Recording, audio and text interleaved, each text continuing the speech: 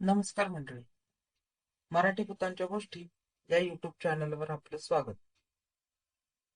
आजच्या आपल्या कथेचा विषय आहे मला इथून सोडवा.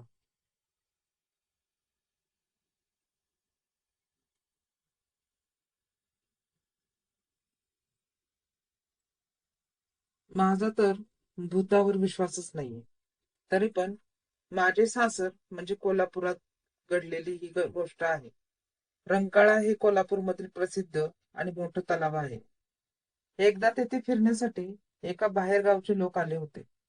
दिवसभर ते आपले निवांत फिरले. सगळीकडे फिरता फिरता संध्याकाळ झाली.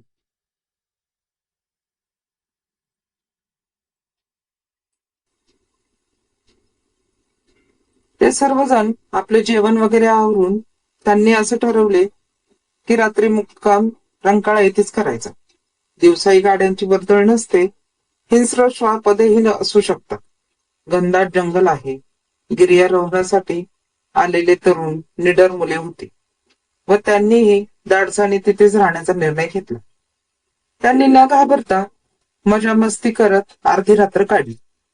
नंतर त्यांच्या लक्षात आलं, इतका वेळ आपण शांत असणाऱ्या पाण्यातून अचानक एक आवाज येत आहे.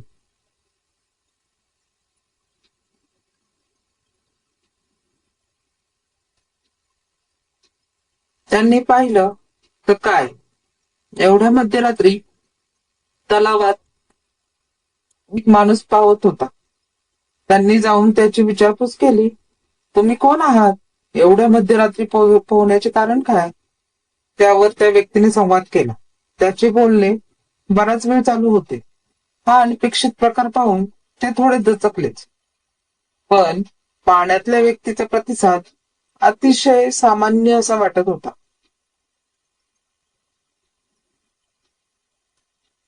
थोड्या वेळाने सर्व काही बोलून झाल्यावर तो व्यक्ती म्हणाला की तूही पाण्यात पोहायला ये.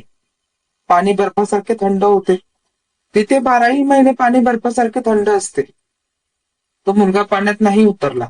त्याने विचारले, पाणी इतके थंड आहे तरीही तुम्ही कसे काय पोहत आहात? त्यावर माणूस म्हणाला, मला थंड पाण्याची रोजची सवय आहे.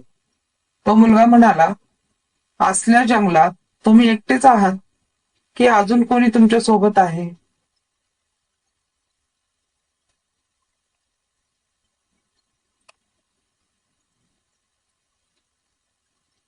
त्यावर पाण्यातल्या माणसाने उत्तर दिले, मी मित्रांसोबत आले होतो. आमची चुकामुक झाली. मला जायला गाडी नाही. सकाळी कोणी माणूस दिसेल तेव्हाच जाता येईल, असे तो पाण्यातील माणूस म्हणू लागला. त्यामुळे मी तिथेच अडकलो आहे. साहजिक आहे ना. मुलाला वाटले या माणसाची मदत करावी.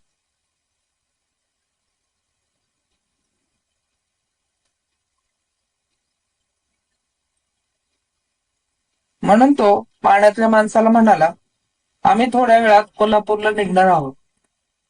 तुम्हीही चालावे आमच्या सोबत. आम्ही तुम्हाला तुमच्या घरी सोडण्यास मदत करू.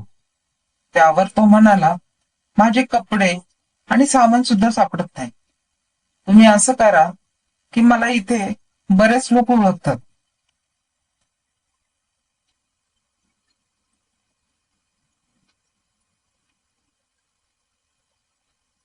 तुम्ही जाता जाता छत्रपती शिवाजी महाराज चौक लागेल तिथे माझे नाव सांगा.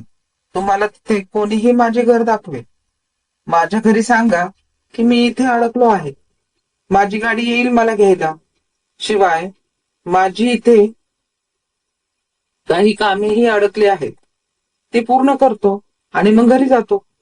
अर्ध्या रात्री रंकाळ्यासारख्या तलावात त्याचं काय सामान, काय काम राहिलं असेल असा मलाच प्रश्न पडू लागला. आणि काय त्याचे कपडे?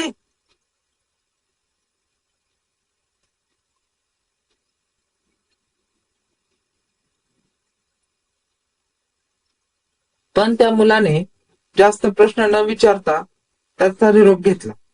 त्याचप्रमाणे मुले जाता जाता त्या माणसाने दिलेल्या त्या पत्त्यावर पोहोचली. त्यांनी लोकांना त्या व्यक्तीचा पत्ता सांगितला आणि ती मुले त्याच्या दारापर्यंत पोहोचली. दार वाजवले. दार उघडून एक माणूस बाहेर आला. त्याने विचारले, कोण हवा आहे तुम्हाला? काय काम आहे? त्यावर तो मुलगा त्या माणसाचा निरोप देऊ लागला.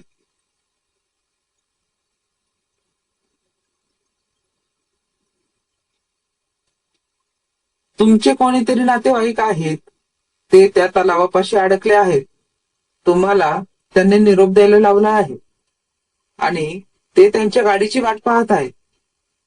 तो माणूस थोडा वैतागला आणि म्हणाला, कोण नातेवाईक?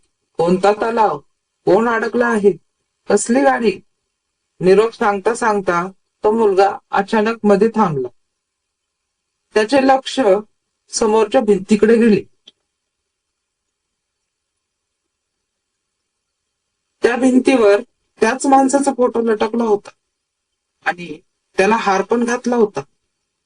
ती मुलं त्या फोटोला बघताच दचकली व म्हटली, हाच होता तो माणूस.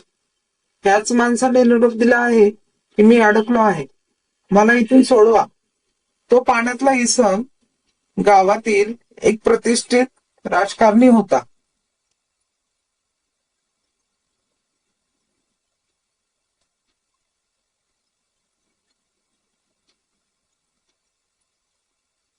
आणि तो 2 वर्षापूर्वी त्या तलावात बुडून मेला होता. त्याने फक्त मला इथून सोडवा हा निरोप धाडण्यासाठी त्या मुलांशी संवाद साधला होता. धन्यवाद.